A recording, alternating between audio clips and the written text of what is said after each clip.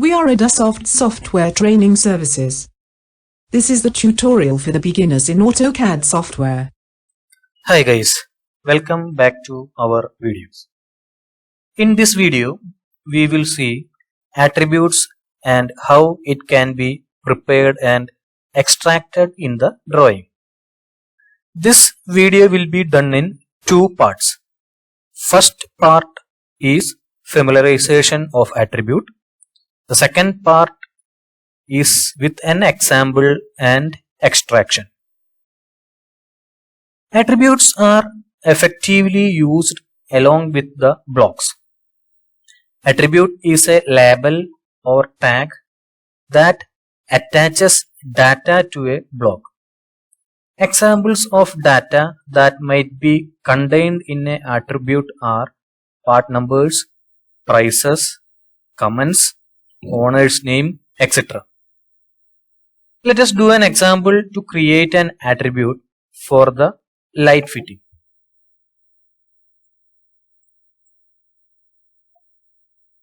Here we have an object drawn. Let us assume this is the symbolic representation for the desired light fitting in our drawing. We are going to give data for the object light fitting.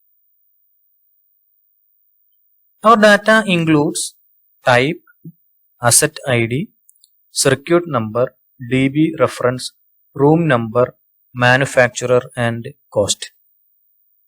Initially, I am creating a single line text near to the light fitting symbol as per the list of data except for type, manufacturer and cost.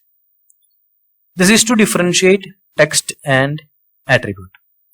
To learn about creating text, please watch our other videos. Now our data list is ready.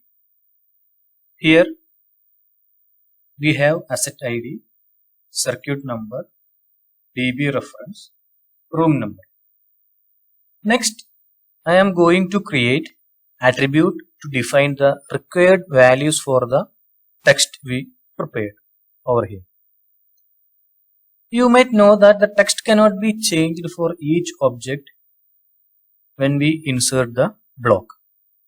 But here our data may vary from object to object. That is the reason why we are defining our data values as attributes. The command for attribute is att, or you can take define attributes from block definition under insert tab. This is the location of define attribute icon. Once you took define attributes, a new dialog box will pop up. This is the area to define our attributes. Let us familiarize this dialog box. First we will see mode options. These are the options for attribute values associated with a block when you insert the block in a drawing. Invisible. This specifies that attribute values are not displayed or printed when you insert the block. Constant assigns attributes a fixed value for the attribute when you insert the block. This setting is used for information that never changes. Verify prompts you to verify that the attribute value is correct when you insert the block. Preset sets the attributes to its default value without displaying a prompt when you insert the block. Lock position locks the location of the attribute within the block reference. When unlocked, the attribute can be moved relative to the rest of the block using grip editing, and multi-line attributes can be resized. Multiple lines specifies that the attribute value can contain multiple lines of text and lets you specify a boundary width for the attribute. Now let us see attribute section. Here we are going to set our data.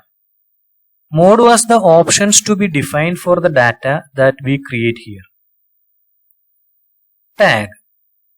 This specifies the name with which to identify the attribute. Here space will not accept and lowercase letters are automatically changed to uppercase. This is actually the name of the data which we are going to create. Prompt specifies the prompt that will be displayed when you insert a block containing this attribute definition. It actually guides us what to be given as input data while inserting the block. If you do not enter a prompt, the attribute tag is used as a prompt. If you select constant in mode area, the prompt option is not available. Default specifies the default attribute value. This is insert field button, displays the field dialog box in which you can insert a field as all or part of the value for an attribute. Move on to the insertion point. This specifies the location for the attribute. You can either give the XYZ coordinate values to define the position of the attribute or can use mouse to pick a point on your screen to place the attribute. Text settings helps you to adjust the size, style, height, etc. of the attribute you are going to create.